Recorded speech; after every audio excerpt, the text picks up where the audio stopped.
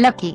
Doctor रजत ने headphone कानों में लगाए हुए अपने भतीजे लकी यानी अनिमेश से उसे कॉफी का मग पकड़ाते हुए कहा, हाँ चाचू। लड़की ने अपने टॉल हैंडसम चाचू की तरफ ध्यान से देखते हुए कहा, बेटा कुछ भी हो जाए पर तुम ना शादी जरूर करना। ये कहते हुए उनकी आंखों में पीड़ा उतर आई थी आंसुओं के रूप में, और नजर ठहर गई अपनी स्वर्गीय माँ जानकी जी की अंतिम दिनों की तस्वीर पर, जिनके चेहरे पर अकड़ तो वैसी ही विराजमान थी पर साथ में बेचारगी भी झलकने लगी थी।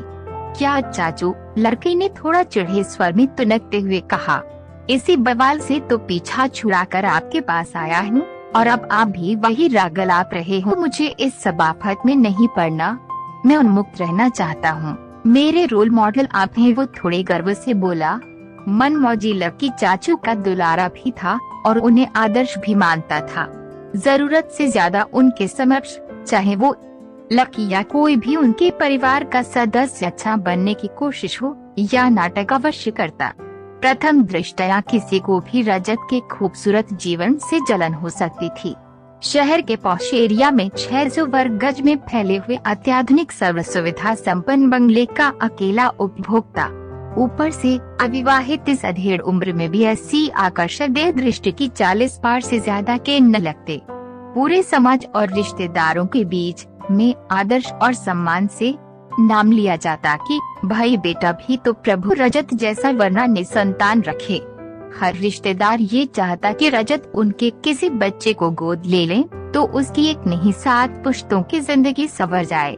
मगर रजत सभी से एक निश्चित दूरी बनाकर रखते, ये उनकी आवश्यक भी थी और मजबूरी भी। बस लकी ही था जो मौका पाकर उनके पास भाग आता था, अपनेपन का एकमात्र सिरा।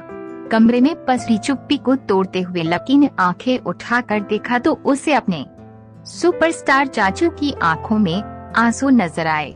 क्या यार चाचू तुम रोते भी हो? बिल्कुल अच्छे नहीं लगते। दादी की मौत पर तो तुम्हें रोते हुए देखना सामान्य लगा पर अब अच्छा नहीं लगता। वो परेशान होकर बोला, घर में मम्मी शादी का राग अलापा करती हैं और इधर आप भी शुरू हो गए। तभी तो जान बचाकर आपके पास आ गया कि कम से कम आप तो मुझे समझोगे ही। बेटा भाभी सही कह रही हैं, सच कहूँ तो तुम भाग्यशाली हो कि वो तुम्हारी दादी की तरह स्वार्थी नहीं हो रही हैं। स्वार्थी और दादी रजत के ये शब्द लकी के कानों के लिए आश्चर्य से कम न थे। उसने गौर से रजत की आंखों में झांका तो उधर दफन सच्चाई उमड़ कर आंसुओं की शक्ल में बाहर आने लगी। रजत चाचू जो कि श्रवण कुमार का पर्याय माने जाते थे, दादी ने उन्हें जैसे चाहा प्रयोग किया और चाचू ने उफ न की। पर चाचू माँ तो ममता का सागर होती है, वो अपनी संतान के लिए स्वार्थी कैसे हो सकती है? ये सच है पर कड़वा है कि मेरा घर संसार सिर्फ अम्मा के कारण ही न बस सका। माँ भी स्वार्थी हो सकती है लकी। अब हैरान होने की बारी लकी की थी। वो रजत को बच्चों की तरह गले लगाकर बोला, चाचू जब ज्वालामुखी फट गया है तो इस लावे को बह ही जाने दीजिए ना।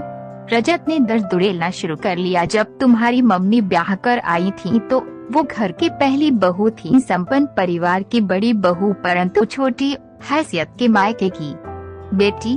अम्मा ने उन पर तानाशाही दिखाने में कोई कमी न की, पर जब बात भैया के स्वाभिमान की आई तो वो भाभी को लेकर अलग हो गए। इस तरह 5 बेटों में 3 ने ये हवेली छोड़कर अपनी नीड़ अलग बना ली और इधर का रुख भी न किया दोबारा।